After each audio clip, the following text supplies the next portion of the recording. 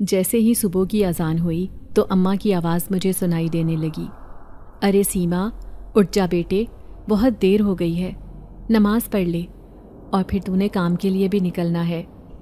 اماں کی یہ آواز مجھے ہوش کی دنیا میں لے آئی تھی اور میں ایک دم اٹھ بیٹھی تھی۔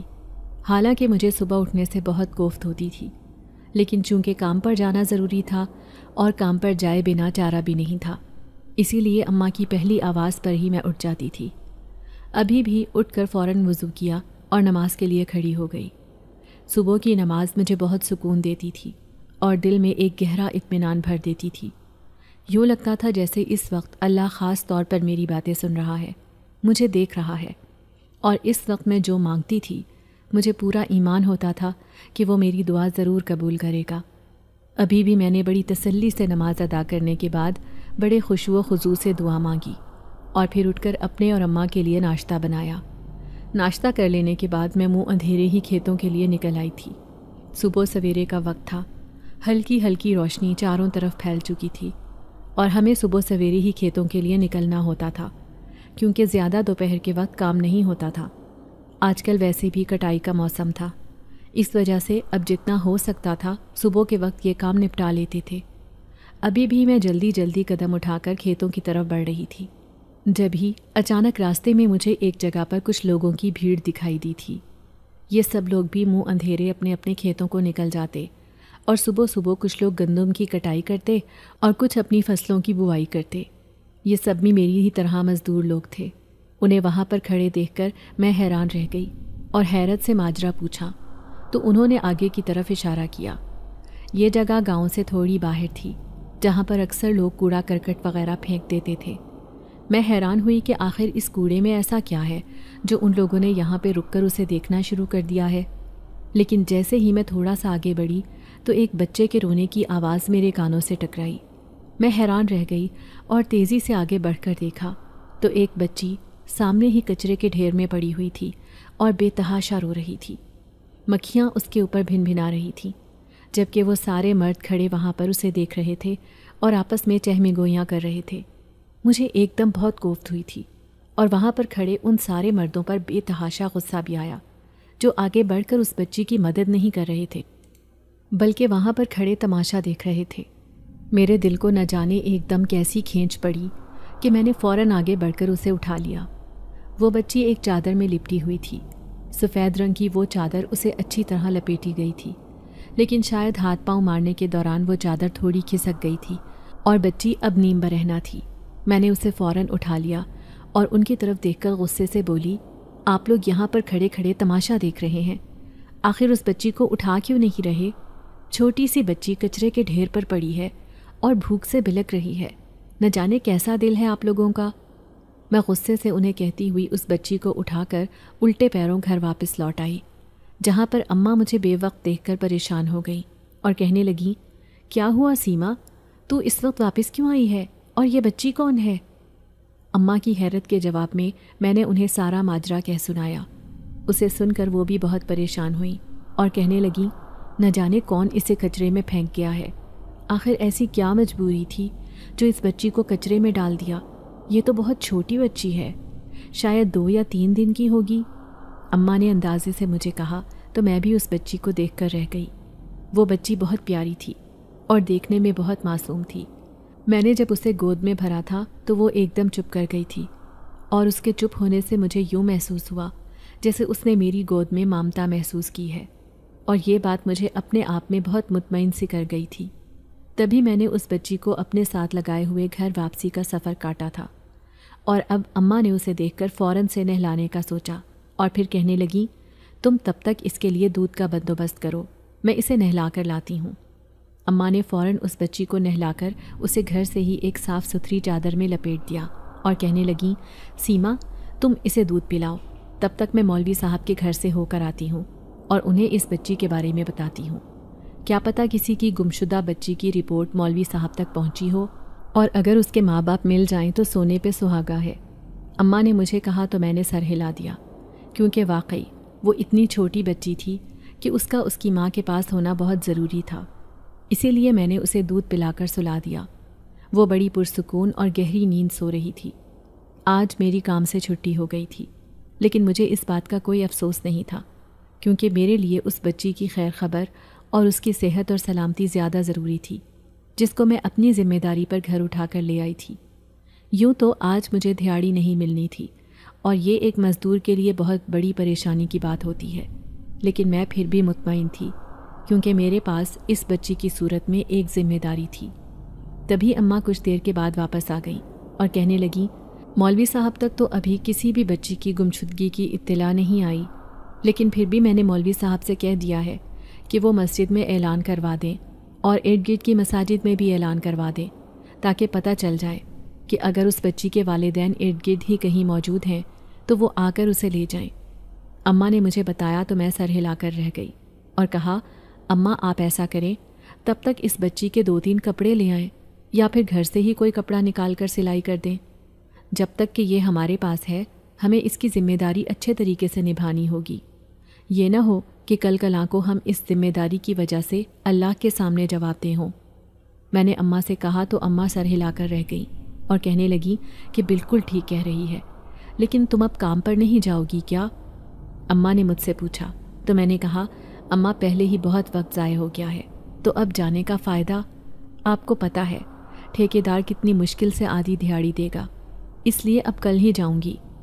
میں نے سستی سے کہتے ہوئے اس بچی کے ساتھ ہی لیٹ جانا مناسب سمجھا، اور پھر اس کے ساتھ ہی نہ جانے کب میں دوبارہ نیند کی وادی میں اتر گئی۔ کچھ دیر کے بعد میری آنکھ اس بچی کے رونے سے کھلی۔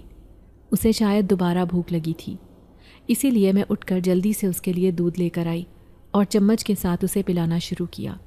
مجھے اب احساس ہو رہا تھا کہ اس کے لیے فیڈر کا ہونا بہت ضروری ہے، کیونکہ وہ بچی چمچ سے صحیح طرح دودھ نہیں پی پا رہی تھی اور بہت چھوٹی تھی اور دیکھنے میں بہت معصوم اور بھولی بھالی سی لگتی تھی۔ اماں نے اب تک اس کا ایک سوٹ سلائی کر دیا تھا جو میں نے اسے پہنا دیا، اور کپڑے پہن کر وہ بالکل گڑیا لگ رہی تھی۔ اس وقت میرے دل کی خوشی دیدنی تھی۔ نہ جانے اس بچی میں ایسا کیا تھا کہ ایک دم سے میرے دل کے اندر سے اس کے لیے محبت پھوٹ پڑی تھی، اور میرا دل نہیں چاہ رہا تھا کہ میں اسے خود سے جدا کروں۔ تبھی تو میں جیسے ایک ماں کی طرح اسے اپنے پروں میں چھپا کر لے آئی تھی، اور یہاں پر آ کر جیسے مجھے ایک اطمینان سا ہو گیا تھا۔ لیکن اب مجھے اس بات کا بھی ڈر لگ رہا تھا کہ کہیں اسے کوئی لینے کے لیے نہ آ جائے۔ اگر اس کے ماں باپ مل گئے تو وہ واپس چلی جائے گی۔ اس بات نے مجھے تھوڑا سا خوف زدہ کر دیا تھا، لیکن میں نے یہی سوچا کہ شاید اس کے حق میں پھر یہی بہتر ہوگا۔ اگلے دن میں اسی طرح کام پر چلی گئی تھی، اور گھر پر اماں کو اس بچی کے بارے میں بے حد ہدایات دے کر آئی تھی۔ ویسے تو اماں سمجھدار تھیں اور انہوں نے ہمیں پالا تھا، لیکن پھر بھی نہ جانے کیا بات تھی، اس بچی کے لیے میں بہت وہمی ہو رہی تھی۔ کام کے دوران بھی بار بار میرا دھیان اسی کی طرف جا رہا تھا، اور تبھی مجھے خیال آیا کہ ہم نے ابھی تک اس کا نام نہیں رکھا۔ اس کا نام رکھنا چاہیے تاکہ ہم اسے اس کے نام سے پکاریں۔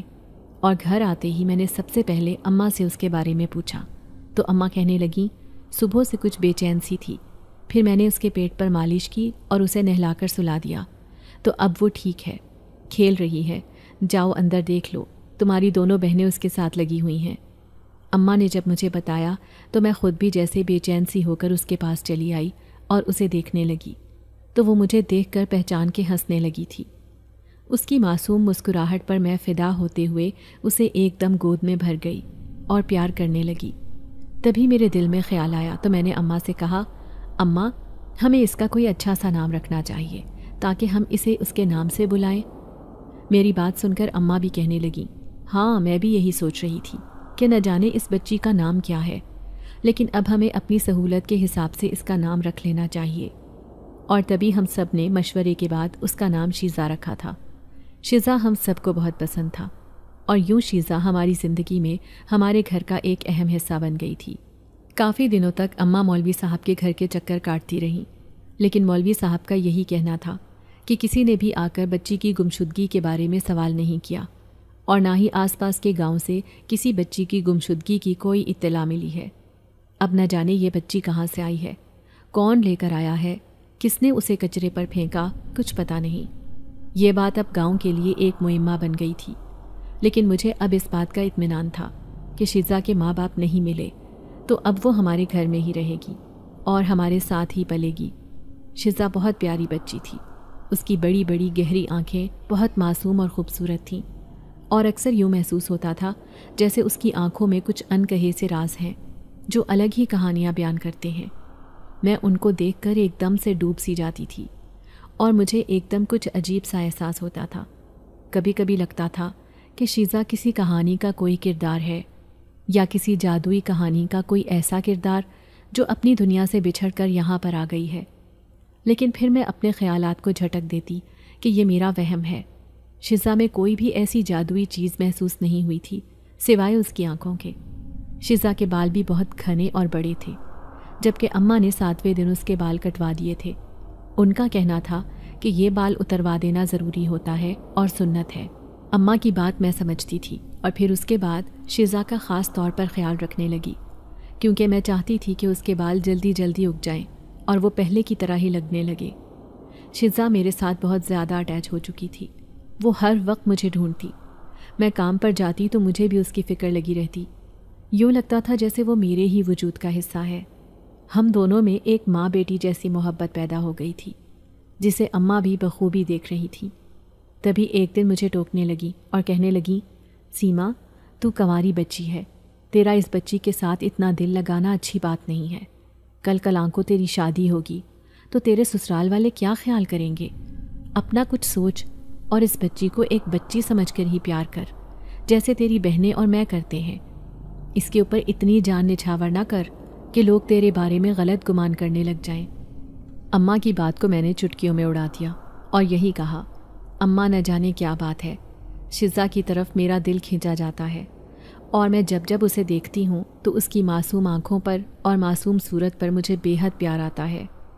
میں نے محبت سے شیزا کی طرف دیکھتے ہوئے اماں سے کہا تو اماں کہنے لگی، یہی تو میں تجھے سمجھا رہی ہوں کہ تو ایسا مت کر، کل کلاں کو مجھے تیری شادی بھی کرنی ہے، اور پھر اگر تو شیزا کے ساتھ اتنی دیوانی ہوئی پڑے گی تو لوگ غلط گمان کریں گے، اور میں نہیں چاہتی کہ لوگ تیرے کردار پر انگلی اٹھائیں۔ اماں نے مجھے ڈھکے چھپے لفظوں میں سمجھا دیا تھا، لیکن میں کیا کرتی؟ میرا دل شیزا کی محبت سے بھرا ہوا تھا۔ میں نے جب پہلی بار اسے کچرے کے ڈھیر پر دیکھا تھا تو یوں لگا تھا جیسے میرے کلیجے پر ہاتھ پڑا ہو، اور اسی لیے تو میں اسے فوراً اٹھا کر گھر لے آئی تھی، اور شکر ہے اماں نے کوئی بات نہیں کی اور شیزا کو اپنا لیا۔ لیکن اب اماں کو میرا اس کے ساتھ اتنا التفات ایک نظر نہیں بھاتا تھا، لیکن میں شیزا کی پرورش ایک ماں کی طرح ہی کر رہی تھی۔ شیزا جیسے جیسے بڑی ہو رہی تھی پہلے سے زیادہ خوبصورت اور تمیزدار ہوتی جا رہی تھی۔ 1 سال کی شیزا میں بہت زیادہ فرق آ چکا تھا۔ وہ اب بولنے لگی تھی اور مجھے وہ اپنی ماں ہی کہتی تھی۔ ماما کر کے بلاتی تو مجھے بہت اچھا لگتا تھا، لیکن جس دن پہلی بار شیزا نے خود اپنے منہ سے مجھے ماما کہہ کر بلایا تو میں چونک اٹھی تھی، جبکہ اماں غصے سے مجھے دیکھنے لگی تھی، اور میں اماں سے نظریں چرا گئی اور کہا، اماں خدا کی قسم میں نے اسے نہیں سکھایا، نہ جانے اس نے کہاں سے سنا ہے اور کیسے بولنے لگی ہے۔ لیکن اماں کو میری بات پر یقین نہیں آیا۔ ان کا یہی کہنا تھا کہ تم نے جان بوجھ کر اسے یہ سکھایا ہے تاکہ وہ تمہیں ماں بلائے۔ لیکن حقیقت میں بات ایسی ہی تھی کہ میں نے شیزا کو ایسا کچھ نہیں سکھایا، لیکن مجھے نہیں معلوم تھا کہ اس کے دل سے یہ بات کیسے نکلی، جبکہ اماں اس دن سے مجھ سے بہت ناراض رہنے لگی تھی، اور اب انہوں نے میرے انکار کی پرواہ نہ کرتے ہوئے میرا رشتہ دیکھنا شروع کر دیا تھا۔ وہ ادھر ادھر رشتہ ڈھونڈ رہی تھی، جبکہ میں ابھی شادی کے حق میں نہیں تھی۔ میں نے اماں سے یہی شرط رکھی تھی کہ جو کوئی بھی ہوگا وہ شیزا کو قبول کرے گا، میں شیزا کو اپنے ساتھ لے کر جاؤں گی۔ جبکہ اماں کہنے لگی تھی، اس طرح تم سے کوئی شادی نہیں کرے گا اور نہ ہی میں کسی کو شیزا کے بارے میں بتاؤں گی، لیکن میں اس حق میں نہیں تھی، اور اماں اسی بات پر مجھ سے بہت زیادہ ناراض تھیں۔ دن اسی طرح گزر رہے تھے۔ ابھی میرا کوئی رشتہ ڈھنگ کا نہیں آیا تھا کہ ایک دن اچانک رشتہ کروانے والی خالہ نسیم ایک رشتہ لے کر آئیں۔ وہ دوسرے گاؤں کا تھا اور لڑکا فوج میں سپاہی بھرتی ہوا تھا۔ اس کے گھر میں اس کی 3 بہنیں تھیں اور باپ کا انتقال ہو چکا تھا۔ اماں کو یہ رشتہ کافی معقول لگا تھا، اسی لیے انہوں نے زیادہ چھان پٹک نہیں کی اور خالہ سے کہا کہ انہیں گھر پر بلا لو۔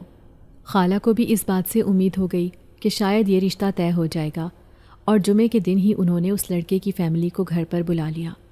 لڑکے کی تینوں بہنیں اور ماں ساتھ تھیں، اور لڑکے کے کام کے حوالے سے اس کی ماں بتا رہی تھی کہ اسے فوج میں جانے کا شوق تھا، ورنہ تو ہمارے خاندان کی بہت زیادہ زمینیں ہیں اور اگر میرا بیٹا بیٹھ کر بھی کھائے تو ساری عمر بیٹھ کر کھا سکتا ہے۔ اماں کی گود میں اس وقت شزا بیٹھی ہوئی تھی۔ اس نے ایک دم سر اٹھایا اور کہنے لگی، آپ جھوٹ بول رہی ہیں۔ اس کی یہ بات سن کر وہاں پر موجود ہر فرد کو جیسے سانپ سونگھ گیا، جبکہ لڑکے کی ماں کہنے لگی، یہ بدتمیز بچی کون ہے؟ کہاں سے آئی ہے؟ اماں نے بوکھلائے ہوئے انداز میں شیزا کو اندر جانے کا کہا اور کہنے لگی، اوہ یہ ہمسایوں کی بچی ہے، اکثر آ جاتی ہے، بچیوں سے بہت محبت کرتی ہے تو ان کے پاس کھیلنے کے لیے آئی رہتی ہے۔ یوں تو اماں نے اپنی طرف سے وضاحت دے دی تھی، لیکن لڑکے کی ماں کا موڈ بعد میں ٹھیک نہیں ہوا۔ ان کے جانے کے بعد جب امی نے مجھے بتایا تو میں حیرت سے شزا سے بولی، شزا آپ نے ان کے سامنے ایسا کیوں کہا؟ تو وہ کہنے لگی، ماما وہ جھوٹ بول رہی تھی، ان کی کوئی زمین جائیداد نہیں ہے، بلکہ اس لڑکے کے اوپر تو بہت زیادہ قرضہ ہے اور وہ ایک قسم کا یہاں سے بھاگ کر گیا ہے، اور شاید وہ فوج میں بھی نوکری نہیں کرتا۔ اس کی یہ بات سن کر میں اور اماں حیرت سے ایک دوسرے کا منہ دیکھنے لگی، جبکہ میرے منہ سے بڑی پھنسی پھنسی سی آواز نکلی، شزا تم یہ باتیں کیسے جانتی ہو؟ تو وہ کہنے لگی، پتہ نہیں، لیکن مجھے یہ سب پتہ ہے، اور مجھے یوں لگتا ہے جیسے میں اس لڑکے سے ملی بھی ہوں۔ اس کی یہ باتیں سن کر میں اور اماں ایک دم حیران رہ گئے تھے۔ خوف کی ایک سرد لہر مجھے محسوس ہو رہی تھی۔ 1 سال کی بچی کے اندر یہ باتیں کس طرح آئیں؟ کیسے اسے ان سب باتوں کے بارے میں پتہ چلا؟ کیا اس کی باتیں واقعی حقیقت پر مبنی تھیں؟ اور اگر حقیقت تھی تو پھر شزا کو ان باتوں کے بارے میں کیسے پتہ چلا؟ اور چند دنوں کے بعد یہ بات ثابت ہو گئی کہ شزا کی باتیں سچ تھیں۔ وہ لڑکا واقعی قرضے تلے دبا ہوا تھا اور اس کی کوئی زمین جائیداد نہیں تھی۔ اماں نے اس کے بارے میں کسی سے پتہ کروایا تھا، اور جب اس نے آ کر بتایا تو میں اور اماں بے حد حیران رہ گئے تھے، کیونکہ اس نے ہو بہو بالکل وہی بتایا تھا جو کہ ہمیں شزا نے بتایا تھا۔ اور اب کی بار میں اور اماں بے حد حیران پریشان تھے۔ اس کے جانے کے بعد اماں کہنے لگی، سیما، شزا کو یہ بات کیسے معلوم ہوئی جبکہ ہم لوگ تو انہیں جانتے بھی نہیں ہیں؟ اماں نے مجھ سے تشویش سے پوچھا تو میں خود اس بات پر الجھی ہوئی تھی انہیں کیا جواب دیتی، اسی لیے اندر آ کر الجھے ہوئے انداز میں شزا کو دیکھنے لگی۔ شزا اپنے کھیل میں مصروف تھی اور بڑی پیاری سی مسکراہٹ اس کے چہرے پر سجی ہوئی تھی۔ میں جیسے جیسے اسے دیکھ رہی تھی کچھ عجیب سا احساس میرے دل میں ہو رہا تھا، اور شزا کے اندر مجھے کچھ الگ سا محسوس ہو رہا تھا۔ تبھی میں نے ایک دم شزا سے پوچھا، شزا تمہیں یہ بات کہاں سے پتہ چلی تھی کہ وہ آنٹی اس دن جھوٹ بول رہی ہیں؟ شزا کہنے لگی، مجھے پتہ چل جاتا ہے کون سچ بول رہا ہے اور کون جھوٹ بول رہا ہے، کون کیا کہنا چاہتا ہے مجھے خبر ہو جاتی ہے۔ شیزا ایک ننھی منی سی بچی جو ابھی صرف 1 سال کی تھی، اس کے منہ سے یہ بات سن کر میں دنگ رہ گئی تھی۔ یقین نہیں آ رہا تھا کہ وہ بچی اس طرح کی کوئی بات کر سکتی ہے، لیکن چونکہ اس نے وہ بات اماں کے سامنے کہی تھی اور اب اس بات کا وہ اعتراف بھی کر رہی تھی، تو میں حقیقتاً اس بات پہ بہت زیادہ پریشان تھی۔ دن اسی طرح گزر رہے تھے، لیکن یہ واقعہ میرے دل سے نکل نہیں پا رہا تھا۔ بار بار مجھے اس بات کا دھیان آتا۔ تبھی ایک دن میں جب کام پر جانے لگی تو شزا کہنے لگی، ماما اپنا دھیان رکھنا، آج کھیتوں میں کچھ ہونے والا ہے۔ اس کی بات سن کر میرے پورے وجود میں ایک سرد سی لہر دوڑ گئی، تاہم میں اس سے نظریں چراتی ہوئی وہاں سے نکل آئی تھی، لیکن سارے راستے شزا کی بات میرے کانوں میں گونجتی رہی اور میں اسے نظر انداز کرتی رہی۔ تبھی کھیتوں میں آ کر میں نے اپنا کام کرنا شروع کر دیا، اور کام کی مصروفیت کے دوران مجھے وہ بات بھول چکی تھی، لیکن پھر تقریباً ابھی مجھے 2 گھنٹے ہی ہوئے تھے کھیتوں میں کام کرتے ہوئے کہ اچانک ایک دم سے چیخ نما آواز بلند ہوئی اور پکار سنائی دی، کھیتوں میں آگ لگ گئی ہے، جلدی نکلو۔ اس آواز کا سننا تھا کہ ہر کوئی اندھا دھند بھاگنے لگا۔ میں خود بھی یہ آواز سن کر جیسے ساکت ہو گئی تھی۔ مجھے یقین نہیں آ رہا تھا کہ شیزا کی ایک اور بات سچ ثابت ہو گئی۔ میں چند لمحے جیسے اپنے حال سے بیگانی ہو گئی تھی۔ تبھی کسی نے آ کر میرا کندھا ہلایا اور کہنے لگا، نکلو یہاں سے، آگ تیزی سے پھیل رہی ہے۔ اور میں جلدی سے وہاں سے بھاگ گئی۔ سڑک پر ہم سب لوگ اکٹھے ہو چکے تھے۔ گاؤں میں بھی آگ لگنے کی خبر پھیل چکی تھی۔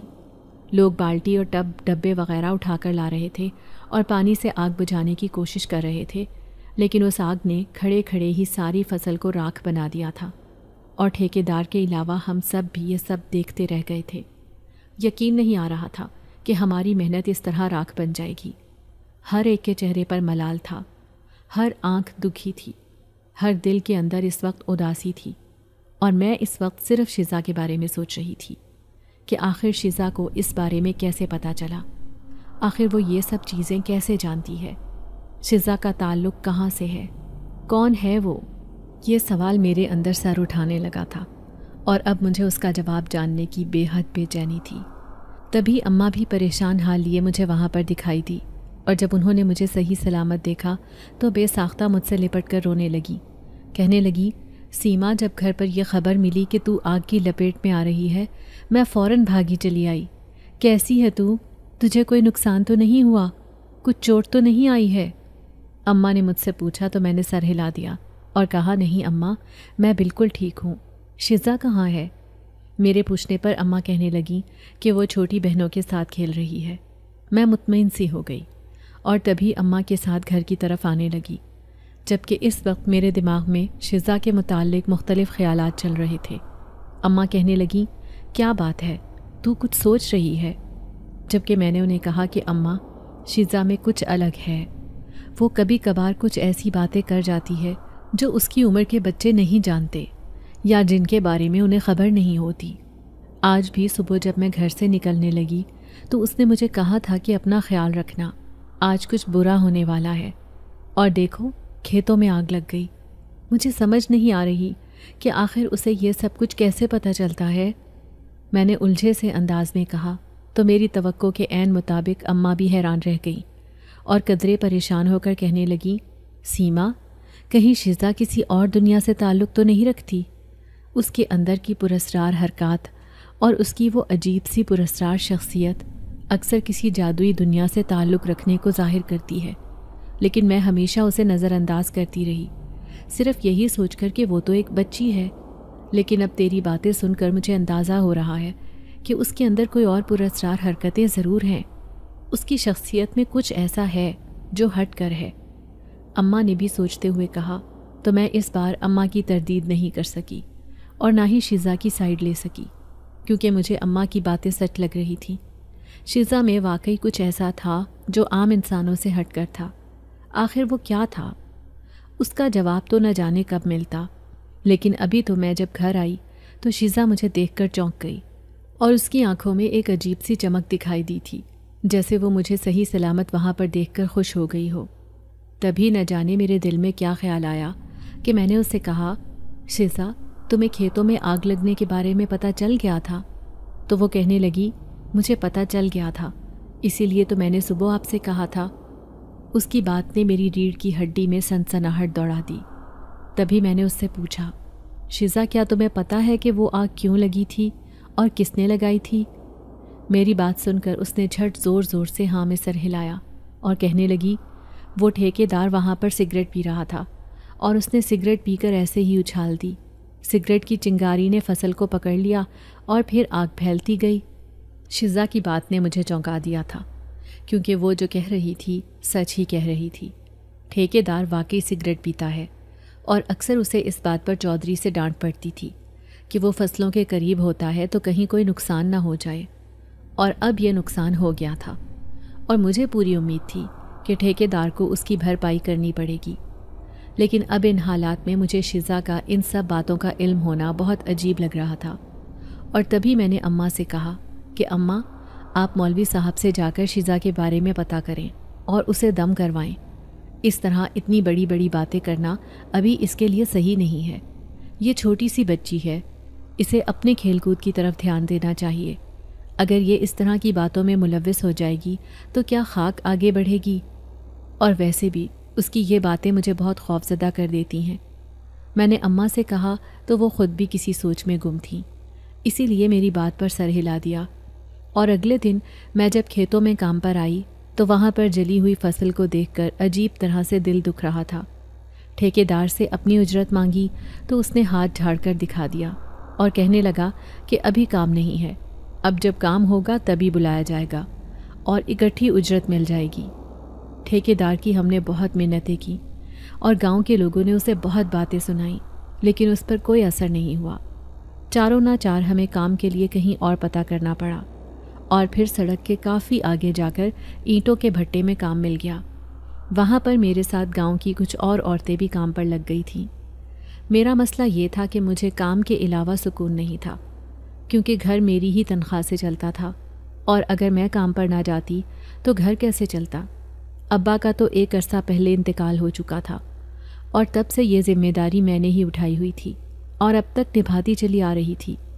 حالانکہ یہ بھٹے والا کام مشکل تو ضرور تھا اور گرمی والا بھی تھا، لیکن اب وہ تو کرنا ہی تھا، کیونکہ اس کے علاوہ اور کوئی چارہ نہیں تھا۔ گھر آ کر جب اماں کو یہ ساری صورتحال بتائی تو وہ بے حد پریشان ہوئی، لیکن میں نے انہیں تسلی دے دی اور یہی کہا کہ اماں آپ فکر مت کریں، میں یہ کام بھی آپ کی ہمت سے کر لوں گی، آپ بس میرے لیے دعا کریں تاکہ میرے لیے آسانیاں ہوں۔ اور تبھی کچھ خیال آنے پر میں نے ان سے پوچھا کہ آپ نے مولوی صاحب سے شیزہ کی بات کی تھی، کیا کہتے ہیں وہ؟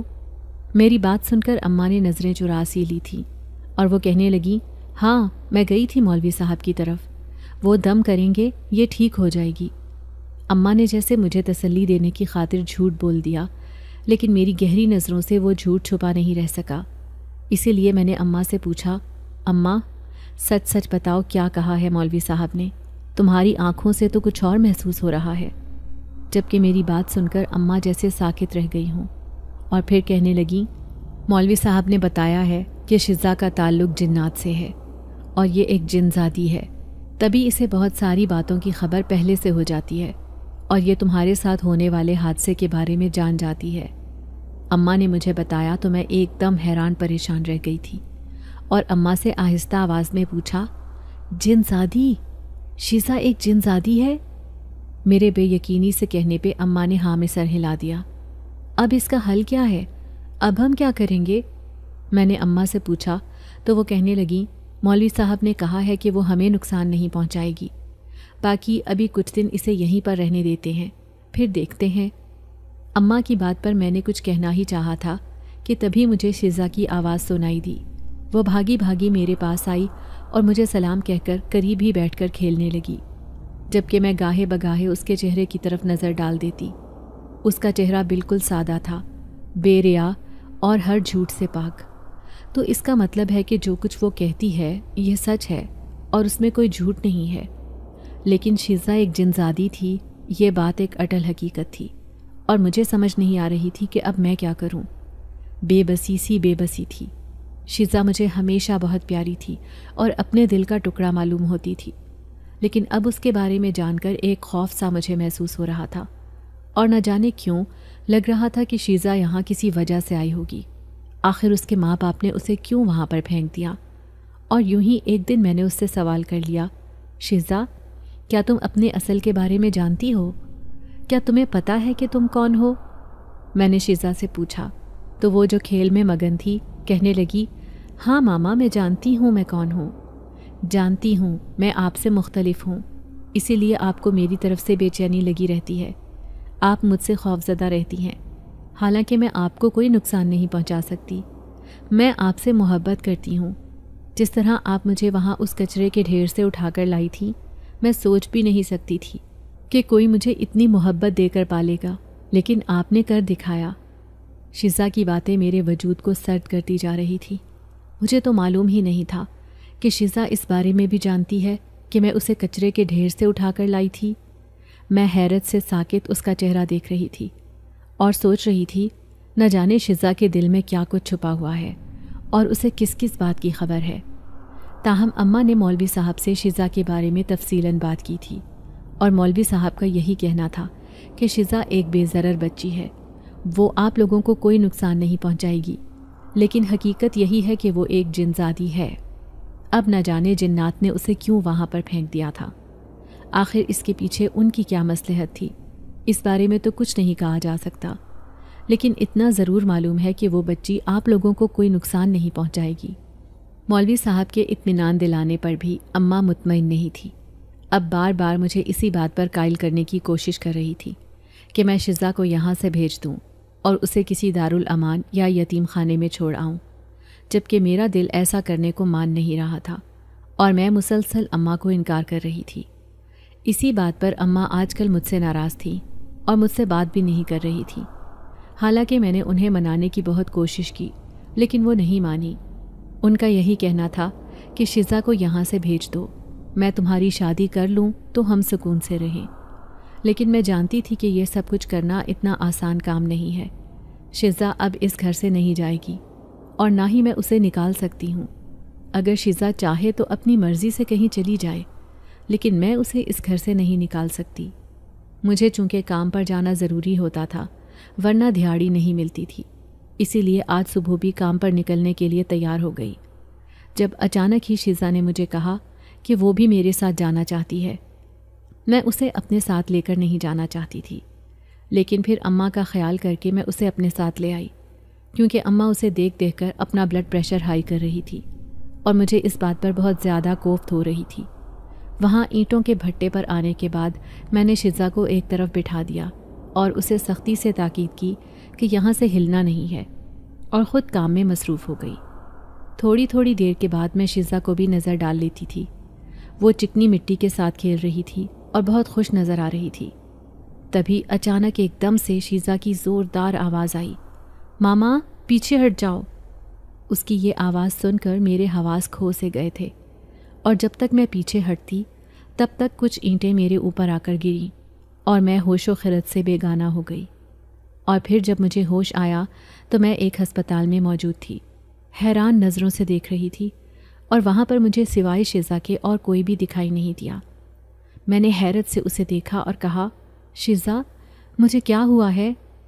اس وقت میرے سر میں درد کی ٹیسیں اٹھ رہی تھیں اور مجھ سے اپنا سر بھی اٹھایا نہیں جا رہا تھا۔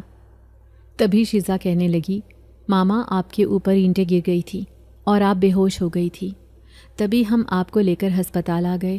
وہ سب تو چلے گئے ہیں، میں ادھر آپ کے پاس رک گئی تھی۔ شزا کی بات سن کر میں نے حیرت سے کہا، تم اکیلی یہاں پر موجود تھی؟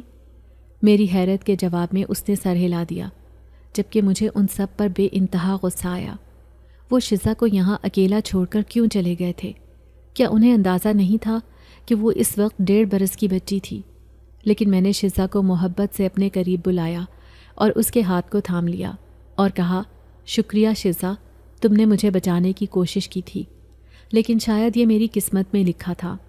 میں نے شزا سے کہا تو وہ مسکرا دی اور کہنے لگی، میں نے اوپر دیکھ لیا تھا، اور جب تک میں بھاگ کر آپ کے پاس آتی تب تک وہ اینٹیں آپ پر گر چکی تھیں۔ شزا نے سادگی سے کہا تو میں اسے دیکھتی رہ گئی۔ شزا ایک محبت کرنے والی بہت حساس دل کی مالک لڑکی تھی۔ تبھی وہ مجھ سے کہنے لگی، ماما، بڑی ماما مجھ سے ناراض ہے نا؟ وہ میرا چہرہ نہیں دیکھنا چاہتی، اکثر مجھے کہتی ہیں یہاں سے چلی جاؤ، اسی لیے آج میں آپ کے ساتھ گئی تھی۔ اب آپ بتائیں میں کیا کروں؟ مجھے کچھ سمجھ نہیں آ رہی، شزا نے پریشانی کے عالم میں کہا۔ تو میں بے ساختہ اماں کے بارے میں سوچنے لگی اور مجھے ان پر غصہ آنے لگا کہ آخر انہوں نے ایک چھوٹی سی بچی کے ساتھ اس طرح کی بات کیوں کی؟ انہیں شزا کے ساتھ ایسی بات نہیں کرنی چاہیے تھی۔ لیکن میں نے شزا کو بہلا دیا اور یہی کہا کہ اماں کسی بات پر پریشان ہے، تم فکر مت کرو، سب ٹھیک ہو جائے گا۔ کچھ دیر کے بعد مجھے ہسپتال سے چھٹی مل گئی اور میں شزا کو لے کر گھر آ گئی۔ میرے ماتھے پر بندھی ہوئی پٹی اور ہاتھ میں برینولا لگا دیکھ کر اماں بے حد پریشان ہوئیں، اور جب میں نے انہیں سارے واقعے کے بارے میں بتایا تو وہ رونے لگیں اور کہنے لگیں، نہ جانے کیا بات ہے، تیرے پیچھے کون پڑ گیا ہے جو تیرے ساتھ اس طرح کے واقعات ہونے لگ گئے ہیں؟ میں تو تیری طرف سے بہت پریشان رہنے لگی ہوں، میں کل ہی مولوی صاحب کے پاس جاتی ہوں، تیرے لیے تعویذ لے کر آتی ہوں۔ اماں نے سادگی سے مجھے کہا اور اٹھ کر فوراً میری نظر اتارنے لگیں، جبکہ میں دبے دبے ہونٹوں سے مسکرانے لگی تھی۔ جب بھی میں نے شزا کے جانے کے بعد اماں سے کہا، اماں آپ نے شزا سے ایسی بات کیوں کی؟ آپ نے اسے کیوں کہا کہ اسے یہاں سے چلے جانا چاہیے؟ میں نے اماں سے پوچھا تھا۔ وہ کہنے لگیں، تو کیا کروں؟ تم جانتی تو ہو کہ یہ سب کچھ شزا کی وجہ سے ہو رہا ہے، اور اگر یہ سب اسی طرح ہوتا رہا تو نہ جانے ہم لوگ کس حال میں ہوں گے۔ مجھے اپنے گھر کی بربادی منظور نہیں، میں نہیں چاہتی کہ کچھ ایسا غلط ہو جو میری بچیوں کے نصیب خراب کر دے۔ پہلے ہی میں تمہاری طرف سے پریشان رہتی ہوں، میں جتنی جلدی تمہاری شادی کرنے میں دلچسپی رکھتی ہوں اتنا ہی دیر ہوتی جا رہی ہے۔ تمہارے بعد تمہاری 2 بہنیں اور بھی ہیں، اور مجھے ان کے لیے بھی رشتہ ڈھونڈنا ہے، لیکن ابھی تک تمہاری باری نہیں آ رہی، اور تم میری پریشانی کو سمجھنے کی بجائے الٹا مجھ سے بحث کر رہی ہو کہ میں نے شزا کو یہاں سے جانے کے لیے کیوں کہا۔ ہاں، میں نہیں اسے یہاں پر رکھنا چاہتی، میں نہیں چاہتی کہ وہ اب یہاں پر رہے، اسے چلے جانا چاہیے۔ اماں نے سنگ دلی کی انتہا کر دی تھی اور میں بہت افسوس سے انہیں دیکھتی رہ گئی تھی۔ یقین نہیں آ رہا تھا کہ یہ میری وہی پیاری اور محبت کرنے والی ماں ہے جو غیروں کے ساتھ بہت مہربان ہوتی تھی۔ آج اپنے ہاتھ سے پالی ہوئی ایک بچی کے لیے وہ اتنی سخت کیسے ہو سکتی ہیں؟ میری آنکھوں میں تعصب اتر آیا تھا اور میں افسوس سے اماں کو دیکھ رہی تھی، لیکن مجھے اندازہ نہیں تھا کہ شیزا نے وہ سب باتیں سن لی ہیں اور پھر اس نے اپنے ذہن میں کچھ پلان بنا لیا ہے۔ اگلے دن میں گھر پر ہی تھی، کام پر نہیں گئی تھی، جب اچانک ہی شیزا مجھے کہنے لگی میرے ماں باپ گاؤں میں آ گئے ہیں اور وہ مجھے ڈھونڈ رہے ہیں۔ شیزا نے سادگی سے مجھے کہا اور میں حیران رہ گئی۔ شیزا، تمہیں کیسے پتہ چلا کہ تمہارے ماں باپ آ گئے ہیں؟ تو وہ کہنے لگی میں ان کی پکار سن سکتی ہوں، میں محسوس کر سکتی ہوں، وہ یہیں کہیں قریب ہی ہیں اور شاید جلد ہی مجھ تک پہنچ بھی جائیں، مجھے واپس جانا ہوگا۔ شیزا کی بات نے میرا دل ایک دم مرجھا دیا تھا اور میں بے چین ہو اٹھی تھی۔ نہیں شیزا، تم واپس کیوں جاؤ گی؟ تم ہمیشہ میرے پاس رہو گی، میں تمہیں الگ کرنے کا تصور بھی نہیں کر سکتی۔ میں نے اسے محبت پاش نظروں سے دیکھتے ہوئے کہا تو وہ ایک طرف نظریں چرا گئی اور کہنے لگی نہیں ماما، میرا سفر اتنا ہی تھا، اب مجھے واپس جانا ہوگا۔ تبھی دروازے پر ایک زوردار دستک ہوئی اور میں حیران ہوتی ہوئی اٹھ کھڑی ہوئی۔ دروازہ کھول کر دیکھا تو وہاں پر دو اجنبی لوگ کھڑے تھے، ایک مرد اور ایک عورت۔ وہ دونوں ہی بے حد خوبصورت تھے اور دونوں کے چہرے پر عجیب سی بے چینی، بے تابی اور پریشانی دکھائی دے رہی تھی۔ انہوں نے مجھ سے پوچھا ہمیں ایک بچی کی تلاش ہے جو 1.5 سال پہلے یہاں سے کھو گئی ہے، کیا آپ اس بارے میں کچھ جانتی ہیں؟ ان کی بات سن کر ایک دم میرا دل ڈوب کے ابھرا تھا اور پھر میں نے پیچھے مڑ کر دیکھا تو شیزا سامنے ہی کھڑی میری طرف دیکھ رہی تھی۔ تبھی میں نے بھی ہاں میں سر ہلا دیا اور کہا جی ہاں، جانتی ہوں میں، وہ بچی میرے پاس ہی ہے، آپ دیکھ لیں۔ میں نے شیزا کو اشارے سے اپنے قریب بلایا اور وہ آہستہ قدم اٹھاتی جب آئی تو ان دونوں نے ایک دم اسے پہچان کر بے ساختہ خوشی کا اظہار کیا۔ عورت رونے لگی تھی اور آگے بڑھ کر فوراً اسے گلے سے لگا لیا اور کہنے لگی میری بچی، میں نے کہاں کہاں نہیں تجھے ڈھونڈا، دنیا کا کوئی کونا نہیں چھوڑا، ہر جگہ تیرے بارے میں پتہ کیا، لیکن کیا معلوم تھا کہ تو یہاں پر ہمارے بہت ہی قریب ہوگی۔ اس عورت کی باتیں مجھے حیران کر رہی تھیں۔ تبھی میں نے اسے کہا آپ لوگ اندر آ جائیں۔ انہیں لے کر میں اندر آ کر بیٹھ گئی۔ شیزا سے ملنے کے بعد وہ لوگ اب مطمئن اور خوش دکھائی دے رہے تھے اور میرا بہت شکریہ ادا کرنے لگے۔ کہنے لگے آپ کا بہت شکریہ، آپ نے ہماری بچی کا خیال رکھا اور اسے ایک ماں بن کر پالا۔ میں مسکرا دی، لیکن میرے دل میں الجھن تھی اور میں نے ان سے پوچھ لیا آخر آپ نے شیزا کو وہاں کچرے کے ڈھیر پر کیوں پھینک دیا تھا؟ ایسی کیا مجبوری آن پڑی تھی؟ میرے پوچھنے پر شیزا کی ماں نے ایک سرد آہ بھری اور کہنے لگی دراصل ہم نے اسے نہیں پھینکا تھا، اس کا سوتیلا چچا اسے وہاں پر پھینک گیا تھا۔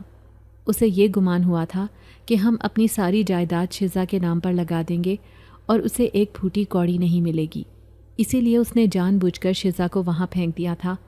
اپنی طرف سے تو اس نے شیزا کا قتل کر دیا تھا اور ہمیں یہی خبر ملی تھی کہ شیزا مر گئی ہے، لیکن نہ جانے کیوں میرے دل کو اس بات کا یقین تھا کہ وہ زندہ ہے اور جلد ہی مجھ سے ملے گی، اسی لیے میں ایک امید کے تحت اسے ڈھونڈنے نکل کھڑی ہوئی تھی اور آج اس کوشش میں کامیاب ہو گئی ہوں۔